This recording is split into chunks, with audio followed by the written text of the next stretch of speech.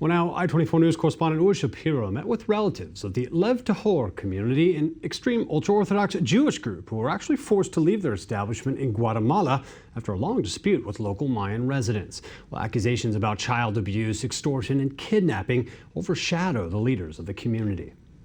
They call themselves Lev Tahor, pure heart, but there is nothing pure about this ultra-Orthodox Jewish cult.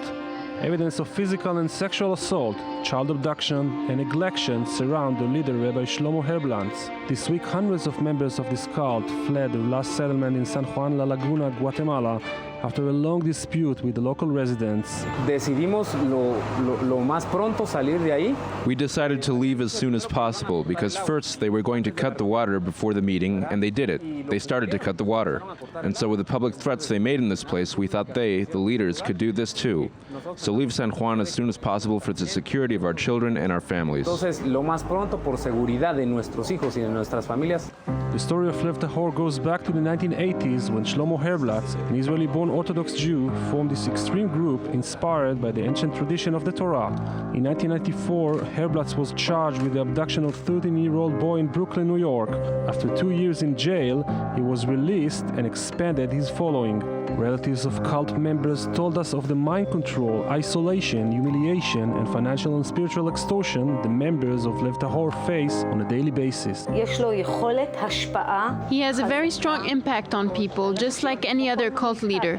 He managed to persuade my brother to change his entire way of thinking. For over 3 years, her children didn't even live with her. Her husband was away collecting money in the streets, and she was left alone. The children were forced to stay with the neighbors. That was one of the punishments she had. In the early 2000s, the Lev Tahor community found a new home in Saint-Aguier-des-Monts, a small town in Quebec, Canada.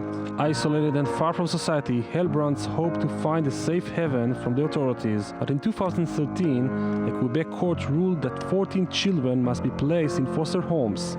The community decided to relocate to Guatemala, a country where child marriage is common. But after only a few months, the community was hosted once again, this time to the capital, Guatemala City. Odette Wick, who lost his sister to the cult, is convinced that this is not their final destination. He wants to take them to the second biggest city in Guatemala, and from there they are planning to establish a new community on a deserted island, on very cheap land, to build another concentration camp just like he had in Quebec. Leaders of Lev Tahor said they are a harmless community which is persecuted because of anti-Semitism. But relatives of members of this group are still determined to continue their battle until the last child will be free.